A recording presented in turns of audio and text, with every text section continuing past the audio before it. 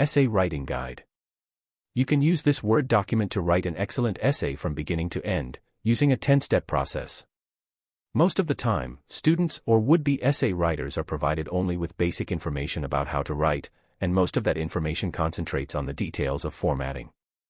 These are necessary details, but writing is obviously far more than mere formatting. If you write your essay according to this plan, and you complete every step, you will produce an essay that is at least very good.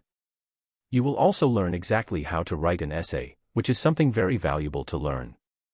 To start writing your essay, go to the next page, for Part 1, Introduction. Jordan B. Peterson. Part 1, Introduction. What is an essay? An essay is a relatively short piece of writing on a particular topic. However, the word essay also means attempt or try. An essay is, therefore, a short piece written by someone attempting to explore a topic or answer a question. Why bother writing an essay? Most of the time, students write essays only because they are required to do so by a classroom instructor.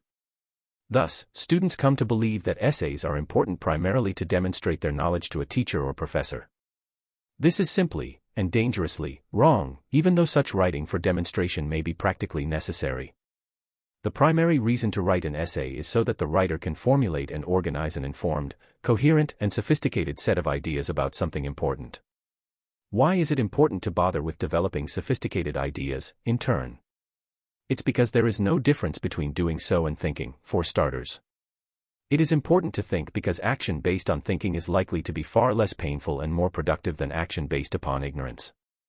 So, if you want to have a life characterized by competence, productivity, security, originality, and engagement rather than one that is nasty, brutish and short, you need to think carefully about important issues. There is no better way to do so than to write. This is because writing extends your memory, facilitates editing and clarifies your thinking. You can write down more than you can easily remember, so that your capacity to consider a number of ideas at the same time is broadened. Furthermore, once those ideas are written down, you can move them around and change them, word by word, sentence by sentence, and paragraph by paragraph. You can also reject ideas that appear substandard, after you consider them more carefully. If you reject substandard ideas, then all that you will have left will be good ideas. You can keep those, and use them. Then you will have good, original ideas at your fingertips, and you will be able to organize and communicate them. Consider your success over the course of a lifetime. Here is something to think about: the person who can formulate and communicate the best argument almost always wins. If you want a job, you have to make a case for yourself. If you want a raise, you have to convince someone that you deserve it. If you are trying to convince someone of the validity of your idea, you have to debate its merits successfully, particularly if there are others with other competing ideas. If you sharpen your capacity to think and to communicate as a consequence of writing, you are better armed. The pen is mightier than the sword, as the saying goes. This is no cheap cliché. Ideas change the world, particularly when they are written. The Romans built buildings, and the Romans and the buildings are both gone. The Jews wrote a book, and they are still here, and so is the book. So it turns out that words may well last longer than stone, and have more impact than whole empires. If you learn to write and to edit, you will also be able to tell the difference between good ideas, intelligently presented, and bad ideas put forth by murky and unskilled thinkers. That means that you will be able to separate the wheat from the chaff. Look it up. Then you can be properly influenced by profound and solid ideas instead of falling prey to foolish fads and whims and ideologies, which can range in their danger from trivial to mortal. Those who can think and communicate are simply more powerful than those who cannot, and powerful in the good way, the way that means able to do a wide range of things competently and efficiently. Furthermore, the further up the ladder of competence you climb, with your well-formulated thoughts, the more important thinking and communicating become. At the very top of the most complex hierarchies, law, medicine, academia, business, theology, politics, nothing is more necessary and valuable. If you can think and communicate, you can also defend yourself, and your friends and family, when that becomes necessary, and it will become necessary at various points in your life. Finally, it is useful to note that your mind is organized verbally, at the highest and most abstract levels. Thus, if you learn to think, through writing, then you will develop a well-organized, efficient mind, and one that is well-founded and certain. This also means that you will be healthier, mentally and physically, as lack of clarity and ignorance means unnecessary stress. Unnecessary stress makes your body react more to what could otherwise be treated as trivial affairs. This makes for excess energy expenditure and more rapid aging, along with all the negative health-related consequences of aging. So, unless you want to stay an ignorant, unhealthy lightweight, learn to write, and to think and communicate. Otherwise those who can will ride roughshod over you and push you out of the way. Your life will be harder, at the bottom of the dominance hierarchies that you will inevitably inhabit, and you will get old fast. Don't ever underestimate the power of words. Without them, we would still be living in trees. So when you are writing an essay, you are harnessing the full might of culture to your life. That is why you write an essay, even if it has been assigned. Forget that, and you are doing something stupid, trivial, and dull. Remember it, and you are conquering the unknown. A note on technology. If you are a student, or anyone else who is going to do a lot of writing, then you should provide yourself with the right technology, especially now, when it is virtually costless to do so. Obviously, you need a computer. It doesn't have to be that good, although a digital hard drive is a good investment for speed. Less obviously, you need 2 screens, one set up beside the other. They don't have to be bigger than 19-inch diagonal. Even 17-inch monitors will do well. High resolution is better. You need the 2 screens so that you can present your reference material on one screen, and your essay, or even 2 versions of your essay, side by side, on the other. Having this extra visual real estate really matters. It will make you less cramped and more efficient. A good keyboard, such as the Microsoft Natural Ergonomic Keyboard, is also an excellent investment. Standard keyboards will hurt your hands if you use them continually, and the less said about a notebook keyboard the better. Use a good mouse, as well, and not a touchpad, which requires too much finicky movement for someone who is really working. Set up the keyboards so you are looking directly at their centers when you are sitting up straight. Use a decent chair, and sit so that your feet can rest comfortably on the floor when your knees are bent 90 degrees. These are not trivial issues. You may spend hours working on your writing, so you have to set up a workspace that will not annoy you, or you will have just one more good reason to avoid your tasks and assignments. A note on use of time. People's brains function better in the morning. Get up. Eat something. You are much smarter and more resilient after you have slept properly and ate. There is plenty of solid research demonstrating this. Coffee alone is counterproductive. Have some protein and some fat. Make a smoothie with fruit and real yogurt. Go out and buy a cheap breakfast, if necessary. Eat by whatever means necessary. Prepare to spend between 90 minutes and 3 hours writing. However, even 15 minutes can be useful, particularly if you do it every day. Do not wait for a big chunk of free time to start. You will never get big chunks of free time ever in your life, so don't make your success dependent on their non-existent. The most effective writers write every day, at least a bit. Realize that when you first sit down to write, your mind will rebel. It is full of other ideas, all of which will fight to dominate. You could be looking at Facebook, or YouTube, or watching or reading online porn, or cleaning the dust bunnies from under your bed, or rearranging your obsolete CD collection, or texting an old flame, or reading a book for another course, or getting the groceries you need, or doing the laundry, or having a nap, or going for a walk, because you need the exercise, or phoning a friend or a parent. The list is endless. Each part of your mind that is concerned with such things will make its wants known, and attempt to distract you. Such pesky demons can be squelched, however, with patience. If you refuse to be tempted for 15 minutes, 25 on a really bad day, you will find that the clamor in your mind will settle down and you will be able to concentrate on writing. If you do this day after day, you will find that the power of such temptations do not reduce, but the duration of their attempts to distract you will decrease. You will also find that even on a day where concentration is very difficult, you will still be able to do some productive writing if you stick it out. Don't kid yourself into thinking you will write for 6 hours, either. 3 is a maximum, especially if you want to sustain it day after day. Don't wait too late to start your writing, so you don't have to cram insanely, but give yourself a break after a good period of sustained concentration. 3 productive hours are way better than 10 hours of self-deceptive non-productivity, even in the library. Part 2, Levels of Resolution. Words, sentences, paragraphs, and more. An essay, like any piece of writing, exists at multiple levels of resolution, simultaneously. First is the selection of the word. Second is the crafting of the sentence. Each word should be precisely the right word, in the right location in each sentence. The sentence itself should present a thought, part of the idea expressed in the paragraph, in a grammatically correct manner. Each sentence should be properly arranged and sequenced inside a paragraph, the third level of resolution. As a rule of thumb, a paragraph should be made up of at least 10 sentences or 100 words. This might be regarded as a stupid rule, because it is arbitrary. However, you should let it guide you, until you know better. You have very little right to break the rules, until you have mastered them.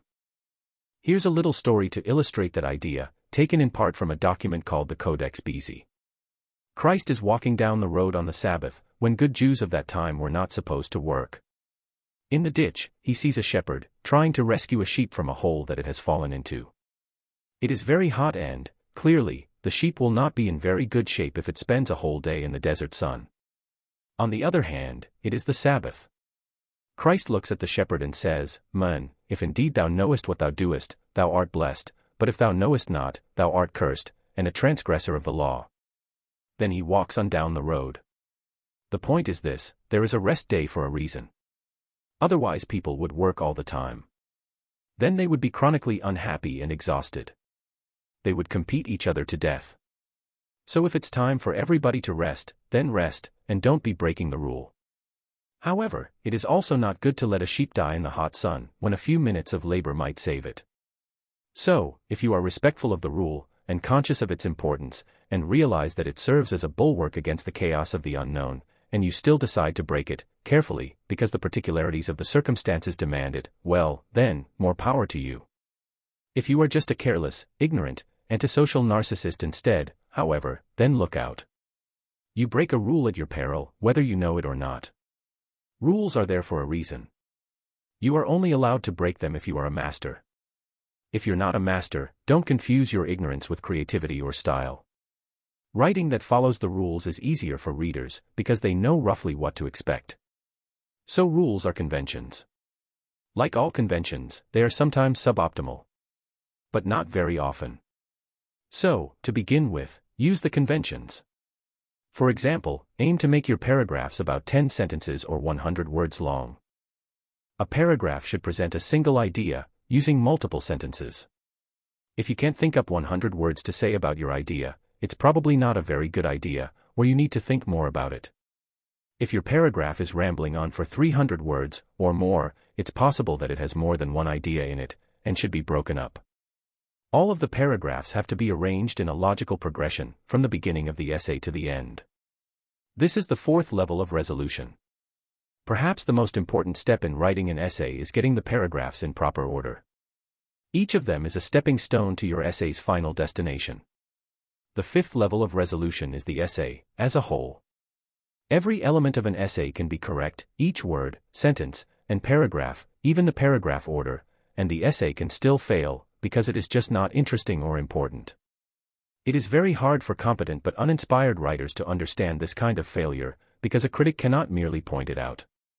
There is no answer to their question, exactly where did I make a mistake? Such an essay is just not good.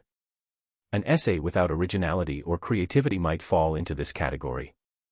Sometimes a creative person, who is not technically proficient as a writer, can make the opposite mistake: their word choice is poor, their sentences badly constructed and poorly organized within their paragraphs in no intelligible relationship to one another, and yet the essay as a whole can succeed, because there are valuable thoughts trapped within it, wishing desperately to find expression. Additional levels. You might think that there could not possibly be anything more to an essay than these 5 levels of resolution or analysis, but you would be wrong. This is something that was first noticed, perhaps, by those otherwise entirely reprehensible and destructive scholars known as postmodernists. An essay necessarily exists within a context of interpretation, made up of the reader, level 6, and the culture that the reader is embedded in, level 7, which is made up in part of the assumptions that he or she will bring to the essay. Levels 6 and 7 have deep roots in biology and culture. You might think, why do I need to know this? But if you don't, you are not considering your audience, and that's a mistake. Part of the purpose of the essay is to set your mind straight, but the other part, equally important, is to communicate with an audience. For the essay to succeed brilliantly, it has to work at all of these levels of resolution simultaneously. That is very difficult, but it is in that difficulty that the value of the act of writing exists. Considerations of aesthetics and fascination. This is not all that has to be properly managed when you write an essay. You should also strive for brevity, which is concise and efficient expression, as well as beauty, which is the melodic or poetic aspect of your language, at all the requisite levels of analysis. Finally, you should not be bored, or boring. If you are bored while writing, then, most importantly, you are doing it wrong, and you will also bore your reader. Think of it this way: you get bored for a reason, and sometimes for a good reason. You may be bored while writing your essay because you are actually lying to yourself in a very deep way about what you are doing and why you are doing it. Your mind, independent of your ego, cannot be hoodwinked into attending to something that you think is uninteresting or useless. It will automatically regard such a thing as unworthy of attention, and make you bored by it. If you are bored by your essay, you have either chosen the wrong topic, one which makes no difference to you and, in all likelihood, to anyone else, or you are approaching a good topic in a substandard manner. Perhaps you are resentful about having to write the essay, or afraid of its reception, or lazy, or ignorant, or unduly and arrogantly skeptical, or something of the kind. You have to place yourself in the correct state of mind to write properly. That state of mind is partly aesthetic. You have to be trying to produce something of worth, beauty, and elegance. If you think that is ridiculous, then you are far too stupid at the moment to write properly. You need to meditate long and hard on why you would dare presume that worth, beauty and elegance are unworthy of your pursuit. Do you plan to settle for ugly and uncouth? Do you want to destroy, instead of build? You must choose a topic that is important to you. This should be formulated as a question that you want to answer. This is arguably the hardest part of writing an essay, choosing the proper question. Perhaps your instructor has provided you with a list of topics, and you think you are off the hook as a consequence. You're not. You still have to determine how to write about one of those topics in a manner that is compelling to you. It's a moral, spiritual endeavor. If you properly identify something of interest to you, then you have put yourself in alignment with the deeper levels of your psyche, your spirit. If these deeper levels do not want or need an answer to the question you have posed, you will not possibly be interested in it. So the fact of your interest is evidence of the importance of the topic. You, or some part of you, needs the answer, and such needs can be deep enough so that life itself can depend upon them. Someone desperate, for example, might find the question, why live, of extreme interest, and absolutely require an answer that makes life suffering worth bearing. It is not necessary to ensure that every question you try or essay to answer of that level of importance, but you should not waste your time with ideas that do not grip you. So, the proper attitude is interested and aesthetically sensitive. Having said all that, here is something to remember: finished beats perfect. Most people fail a class or an assignment or a work project not because they write badly, and get a D's or F's, but because they don't write at all, and get zeros. Zeros are very bad. They are the black holes of numbers. Zeros make you fail. Zeros ruin your life. Essays handed in, no matter how badly written, can usually get you at least a C. So don't be a completely self-destructive idiot. Hand something in, regardless of how pathetic you think it is, and no matter how accurate you are in that opinion. Part 3, the topic and the reading list. The central question that you are trying to answer with the essay is the topic question. Here are some potentially interesting topic questions. Does evil exist? Are all cultures equally worthy of respect? How should a man and a woman treat each other in a relationship? What, if anything, makes a person good? These are very general, abstract topics. That makes them philosophical. Good topics do not have to be so general. Here are some good, more specific topics. What were the key events of Julius Caesar's rule? What are the critical elements of Charles Darwin's theory of evolution? Is The Sun Also Rises, by Ernest Hemingway, an important book? How might Carl Jung and Sigmund Freud's theory of the psyche be contrasted? How did Newton and Einstein differ in their conceptualization of time? Was the recent Iraq War just or unjust? You can begin your essay writing process two different ways. You can either list the topics you have been assigned, or list 10 or so questions that you might want to answer, if you are required to choose your own topic, or you can start to create and finalize your reading list. If you think you can already identify several potential topics of interest, start with topics. If you are unsure, then start constructing your reading list. Choice between topics and reading list. Topics. Put these in question form, as in the examples above. 1, 2, 3, 4, 5, 6, 7, 8, 9, 10.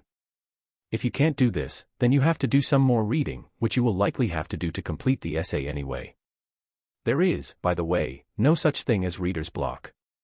If you can't write, it is because you have nothing to say. You have no ideas. In such a situation, don't pride yourself on your writer's block. Read something. If that doesn't work, read something else, maybe something better. Repeat until the problem is solved. Reading list.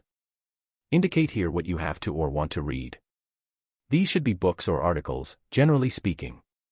If you don't know what articles or books might be appropriate or useful, then you could start with Wikipedia articles or other encyclopedic sources, and look at their reference lists for ideas about further reading. These sources are fine as a beginning. If you find someone whose writing is particularly interesting and appropriate, it is often very useful to see if you can find out what authors they admired and read. You can do this by noting who they refer to, in the text of their writings or in the reference list. You can meander productively through wide bodies of learning in this manner. Assume you need 5 to 10 books or articles per 1,000 words of essay, unless you have been instructed otherwise. A double-spaced page of typing usually contains about 250 words. List your sources now, even if you have to do it badly. You can always make it better later. Reading 1.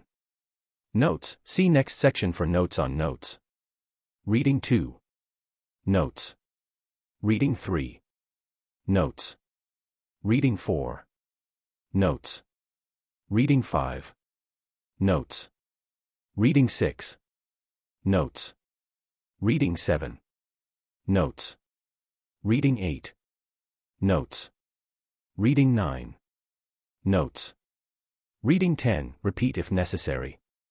Notes. Repeat if necessary. A psychological note and some notes on notes. While you are reading, see if you can notice anything that catches your attention. This might be something you think is important, or something that you seriously disagree with, or something that you might want to know more about. You have to pay careful attention to your emotional reactions to do this. You also want to take some notes. You can place your notes below the readings you listed above. When you are taking notes, don't bother doing stupid things like highlighting or underlining sentences in the textbook. There is no evidence that it works. It just looks like work. What you need to do is to read for understanding. Read a bit, then write down what you have learned or any questions that have arisen in your mind. Don't ever copy the source word for word. The most important part of learning and remembering is the recreation of what you have written in your own language. This is not some simplistic, use your own words. This is the dialogue you are having with the writer of your sources. This is your attempt to say back to the author, this is what I understand you are saying. This is where you extract the gist of the writing. If someone asks you about your day, you don't say, well, first I opened my eyes. Then I blinked and rubbed them. Then I placed my left leg on the floor, and then my right. You would bore them to death. Instead, you eliminate the extra detail, and concentrate on communicating what is important. That is exactly what you are supposed to be doing when you take some notes during or after reading. After is often better, with the book closed, so that you are not tempted to copy the author's writing word for word so that you can fool yourself into thinking you did some work. If you find note-taking in this manner difficult, try this. Read a paragraph. Look away. Then say to yourself, out loud, even in a whisper, if you are in a library, what the paragraph meant. Listen to what you said, and then quickly write it down. Take about 2 to 3 times as many notes, by word, as you will need for your essay. You might think that is inefficient, but it's not. In order to write intelligibly about something, or to speak intelligently about it, you need to know far more than you actually communicate. That helps you master level 6 and 7, described previously, the context within which the essay is to be understood. Out of those notes you should be able to derive 8 to 10 topic questions. Do so. Remember, they can be edited later. Just get them down. Part 4, the outline. At this point you have prepared a list of topics, and a reading list. Now it's time to choose a topic. Enter topic here. 1. Here's another rule. When you write your first draft, it should be longer than the final version. This is so that you have some extra writing to throw away. You want to have something to throw away after the first draft so that you only have to keep what is good. It is not faster to try to write exactly as many words as you need when you first sit down to write. Trying to do so merely makes you too aware of what you are writing. This concern will slow you down. Aim at producing a first draft that is 25% longer than the final draft is supposed to be. If your final work is to be 1,000 words, then write that, or 4 pages, below. The Word document will automatically add 25% to the length you specify. Now specify the length of your essay. Words. Pages. Add 25% to the above lengths. Now you have to write an outline. This is the most difficult part of writing an essay, and it's not optional. The outline of an essay is like the skeleton of a body. It provides its fundamental form and structure. Furthermore, the outline is basically the argument, with the sentences themselves and the words serving that argument. A 1,000-word essay requires a 10-sentence outline. However, the fundamental outline of an essay should not get much longer than 15 sentences, even if the essay is several thousand words or more in length. This is because it is difficult to keep an argument of more than that length in mind at one time so that you can assess the quality of its structure. So, write a 10 to 15 sentence outline of your essay, and if it is longer than 1,000 words, then make sub-outlines for each primary outline sentence. Here is an example of a good simple outline. Topic: Who was Abraham Lincoln? Why is Abraham Lincoln worthy of remembrance? What were the crucial events of his childhood? Of his adolescence? Of his young adulthood? How did he enter politics? What were his major challenges? What were the primary political and economic issues of his time? Who were his enemies? How did he deal with them? What were his major accomplishments? How did he die? Here is an example of a good longer outline for a 3,000-word essay. Topic: What is capitalism? How has capitalism been defined? O Author 1. O Author 2. O Author 3. Where and when did capitalism develop? O Country 1. O Country 2. How did capitalism develop in the first 50 years after its origin? Oh, how did capitalism develop in the second 50 years after its origin? Oh, repeat as necessary. Historical precursors. Oh, choose as many centuries as necessary. Advantages of capitalism. Oh, wealth generation. Oh, technological advancement. Oh, personal freedom. Disadvantages of capitalism. Oh, unequal distribution. Oh, pollution and other externalized costs. Alternatives to capitalism. Oh, fascism. Oh, communism. Consequences of these alternatives. Potential future developments. Conclusion. Beware of the tendency to write trite, repetitive, and cliched introductions and conclusions. It is often useful to write a stock intro: what is the purpose of this essay? How is it going to proceed? And a stock conclusion: how did this essay proceed? What was its purpose? But they should usually then be thrown away. Write your outline here. Try for one outline heading per 100 words of essay length. You can add subdivisions, as in the example regarding capitalism, above. Write outline here. 1. Outline sentence 1. 2. Outline sentence 2. 3. Outline sentence 3. 4. Outline sentence 4. 5. Outline sentence 5. 6. Outline sentence 6. 7. Outline sentence 7. 8. Outline sentence 8. 9. Outline sentence 9. 10. Outline sentence 10, repeat if necessary. Part 5, Paragraphs. So, now you have your outline. Copy it here. Outline copied here. Now, write 10 to 15 sentences per outline heading to complete your paragraph. You may find it helpful to add additional subdivisions to your outline, and to work back and forth between the outline and the sentences, editing both. Use your notes, as well. Use single spacing at this point, so that you can see more writing on the paper at once. You will format your essay properly later.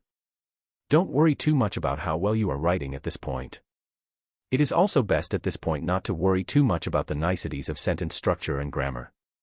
That is all best left for the second major step, which is editing. You should think of the essay writing process as twofold. The first major step is the first draft, which can be relatively quick and dirty. For the first draft you can use your notes extensively and rough out the essay. If you get stuck writing anywhere, just move to the next outline sentence. You can always go back. The second major step is editing. Production, the first major step, and editing, the second, are different functions, and should be treated that way. This is because each interferes with the other. The purpose of production is to produce. The function of editing is to reduce and arrange. If you try to do both at the same time, then the editing stymies the production. It's not faster to combine them, nor is it better, and it is bound to be frustrating. Here is an example of writing associated with an outline question. Note, places where references are necessary are indicated as reference 19xx. How to format these references will be discussed later. Outline sentence. How has capitalism been defined? Something as complex as capitalism cannot be easily defined. Different authors have each offered their opinion. Liberal or conservative thinkers stress the importance of private property and the ownership rights that accompany such property as key to capitalism. Reference 19xx. Such private property, including valuable goods and the means by which they are produced, can be traded freely with other property owners in a market where the price is set by public demand rather than by any central agency. Liberal and conservative thinkers stress efficiency of production, as well as quality, and consider profit the motive for efficiency. They believe that lower cost is a desirable feature of production, and that fair competition helps ensure desirably lower prices. The World Socialist Movement, reference 19xx, an international consortium of far-left political parties, defines capitalism, by contrast, as ownership of the means of production by a small minority of people, the capitalist class, who profitably exploit the working class, the genuine producers, who must sell their ability to work for a salary or wage. Such socialists believe that it is profit that solely motivates capitalism, and that the profit motive is essentially corrupt. Modern environmentalists tend to add the natural world itself to the list of capitalist targets of exploitation. Reference 19xx. Thinkers on the right tend to regard problems emerging from the capitalist system as real, but trivial in comparison to those produced by other economic and political systems, real and hypothetical. Thinkers on the far left regard capitalism as the central cause of problems as serious as poverty, inequality, and environmental degradation, and believe that there are other political and economic systems whose implementation would constitute an improvement. It took 2 paragraphs to begin to address the first outline sentence. Notice that the essay begins without referring to itself. It is better to tell the reader what the essay will be about and how the topic will be addressed than to meander around stupidly at the beginning of an essay, but it is still better to grab the reader's attention immediately without beating around the bush. Once you have completed 10 to 15 sentences for each outline heading, you have finished your first draft. Now it is time to move to editing. Part 6, Editing and Arranging of Sentences Within Paragraphs. Copy the first paragraph of your first draft here. Paragraph 1. Now, place each sentence on its own line, so it looks like this. This example is taken from the first paragraph on capitalism, above. Something as complex as capitalism cannot be easily defined. Different authors have each offered their opinion. Liberal or conservative thinkers stress the importance of private property and the ownership rights that accompany such property as key to capitalism. Reference 19xx. Such private property, including valuable goods and the means by which they are produced, can be traded freely with other property owners in a market where the price is set by public demand rather than by any central agency. Liberal and conservative thinkers stress efficiency of production, as well as quality, and consider profit the motive for efficiency.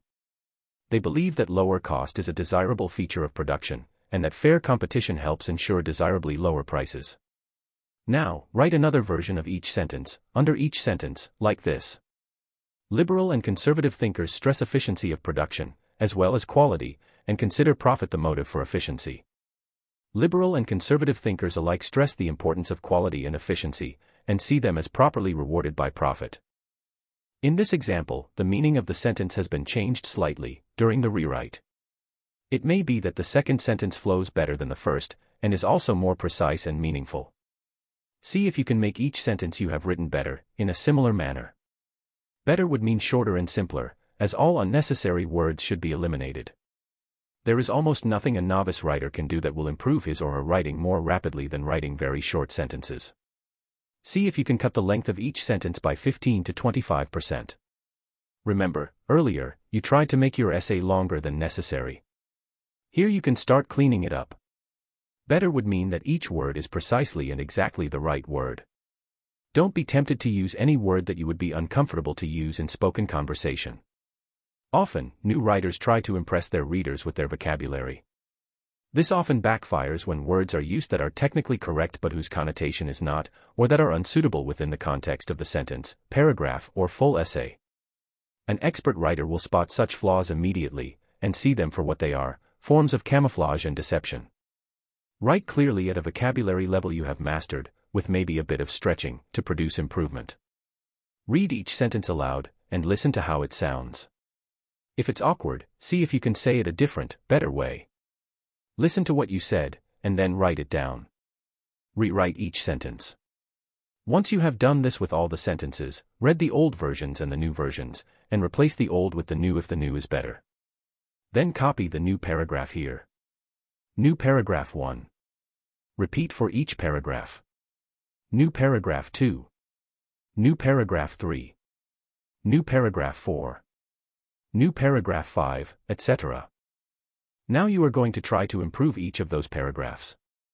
Copy them again here, unchanged. You are doing this so that you can easily compare the improved paragraphs to the originals, so that you can be sure they are truly improved before you keep them.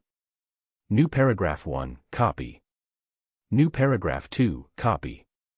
New paragraph 3, copy. New paragraph 4, copy. New paragraph 5, copy, etc. Start with paragraph 1. Break it up into single sentences, as you did before. Now check to see if the sentences are in the best possible order within each paragraph. Drag and drop them, or cut and paste them, into better order. You can also eliminate sentences that are no longer necessary.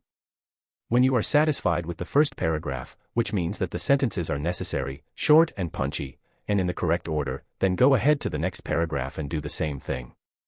Part 7, reordering the paragraphs.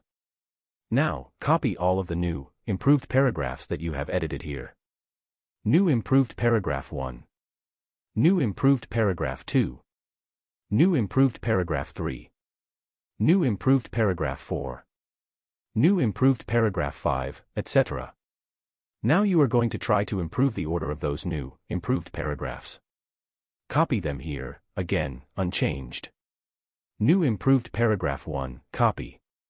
New improved paragraph 2, copy. New improved paragraph 3, copy. New improved paragraph 4, copy. New improved paragraph 5, copy, etc. Now look at the order of the paragraphs themselves, as you just did with the sentences within each paragraph. It may well be that by now in the editing process, you will find that the order of the subtopics within your original outline is no longer precisely appropriate, and that some reordering of those subtopics is called for. So, move around the new improved paragraph, copies, above, until they are ordered more appropriately than they were. Part 8, Generating a new outline. So now you should have produced a pretty decent second draft. You have identified the appropriate sources, written the proper notes, outlined your argument, roughed in a first draft, paragraph by paragraph, rewritten your sentences to make them more elegant, and reordered those sentences, as well as the paragraphs themselves. This is much farther than most writers ever get. You may even think you're finished, but you're not. The next step will take you from a B essay to an A essay. It may even help you write something that is better than you have ever produced, better meaning richer in information, precise, coherent, elegant and beautiful. Copy what you have written so far here. Full reordered essay here. Read it. Then go to the next page. This part of the process will probably strike you as unnecessary, or annoying, or both, but what do you know? This is the step that separates the men from the boys, or the women from the boys, or the men from the girls, or whatever version of this saying is acceptably non-sexist and politically correct. You have just finished reading your essay. Try now to write a new outline of 10 to 15 sentences. Don't look back at your essay while you are doing this. If you have to, go back and reread the whole thing, and then return to this page, but don't look at your essay while you are rewriting the outline. If you force yourself to reconstruct your argument from memory, you will likely improve it. Generally, when you remember something, you simplify it, while retaining most of what is important. Thus, your memory can serve as a filter, removing what is useless and preserving and organizing what is vital. What you are doing now is distilling what you have written to its essence. Write new outline here. 1. New outline sentence 1. 2. New outline sentence 2. 3. New outline sentence 3. 4. New outline sentence 4. 5. New outline sentence 5. 6. New outline sentence 6. 7. New outline sentence 7. 8. New outline sentence 8. 9. New outline sentence 9. 10. New outline sentence 10, repeat if necessary. Now that you have a new outline, you can cut and paste material from your previous essay. To do this, open up a new Word document beside this one. Then cut and paste the new outline that you have written into the new Word document. Return to the original document, and scroll up to the full, reordered essay you copied and pasted into Part 8, above. Then cut and paste from the reordered essay into your new outline. You may find that you don't need everything you wrote before. Don't be afraid to throw unnecessary material away. You are trying to get rid of what is substandard, and leave only what is necessary. Once you have finished cutting and pasting your old material into the new outline, then copy the new essay, and paste it into a new Word document. That will be your final essay. Don't forget to put a title page on it. Paste newly outlined essay here. Part 9, repeat. Now you have a third draft, and it's probably pretty good. If you really want to take it to the next level, then you can repeat the process of sentence rewriting and reordering, as well as paragraph reordering and reoutlining. Often it is a good idea to wait a few days to do this, so that you can look at what you have produced with fresh eyes. Then you will be able to see what you have written, instead of seeing what you think you wrote, which is the case when you try to edit immediately after producing. You are not genuinely finished until you cannot edit so that your essay improves. Generally, you can tell if this has happened when you try to rewrite a sentence, or a paragraph, and you are not sure that the new version is an improvement over the original. Part 10, References and Bibliography. When you write a sentence that contains what is supposed to be a fact or at least an informed opinion, and you have picked it up from something you read, then you have to refer to that source. Otherwise, following convention, people may accuse you of plagiarism, which is a form of theft of intellectual property. There are a large number of conventions that you can follow to properly structure your references and your bibliography, which is a list of books and articles that you have read to obtain relevant background information, but from which you may not have drawn any ideas specific enough to require a reference. The conventions of the American Psychological Association, APA, are commonly used by essay writers. This convention generally requires the use of the last names of the authors of the source in parentheses after the sentence requiring a reference. For example, it is necessary to add a reference after a sentence containing an opinion which is not your own, or a fact that you have acquired from some source material. Peterson, 2014. This sentence could also be constructed like this. Peterson, 2014, claims that it is necessary to add a reference after a sentence containing an opinion which is not your own, or a fact that you have acquired from some source material. There are also many conventions covering the use of a direct quote, which have to be followed when you directly quote someone, rather than paraphrasing them. Here is an example, adding the specific, fictional, number of the page containing the quoted material in the original manuscript. Peterson, 2014, page 19, claims that the conventions of the American Psychological Association, APA, are commonly used by essay writers. In the reference list, at the end of the essay, Peterson's paper might be listed as follows. This is a fictional reference. Peterson, J.B., 2014. Essay Writing for Writers. Journal of Essay Writing, 01, 15-24. Different conventions hold for different types of source material such as web pages, books, and articles. All the details regarding APA style can be found at http://www.apastyle.org. Your instructor may have recommended, or demanded, use of a different set of conventions. Information about other techniques and rules can be found at http://www.easybib.com/reference/guide/mla/general. It is necessary to master at least one convention. The rules are finicky and annoying. However, they are necessary, so that readers know what writers are up to. Furthermore, you only have to learn them once, so bite the bullet and do it. Copy your essay here again. Add references where they are necessary. Then, add your reference list to the end of your essay. Make sure you construct both according to APA convention or some other set of rules. Your completed essay. Now your essay is completed. Now you need to copy it into a new Word document and format it properly. That generally means double-spaced, with a title page, with a 5-space tab indent at the beginning of each paragraph. If you want to add subtitles, or section headers, their use is discussed in detail at https://all.english.purdue.edu/all/resource/560/01. Additional useful information for style, including examples, can be found at http://bit.ly/zc5efv. A video discussing such matters is available at http://bit.ly/zpx1nr. If you got this far, good work. If you write a number of essays using this process, you will find that your thinking will become richer and clearer, and so will your conversation. There is nothing more vital to becoming educated, and there is nothing more vital than education to your future, and the future of those around you. Good luck with your newly organized and refreshed mind. You can find the Word document of the essay writing guide at https://jordanbpeterson.com/wp-content/uploads/2018/essay_writing_guide.docs. The link is also provided in the description and the comment box. If the link doesn't work, then you can visit jordanpeterson.com to get the guide. Thank you.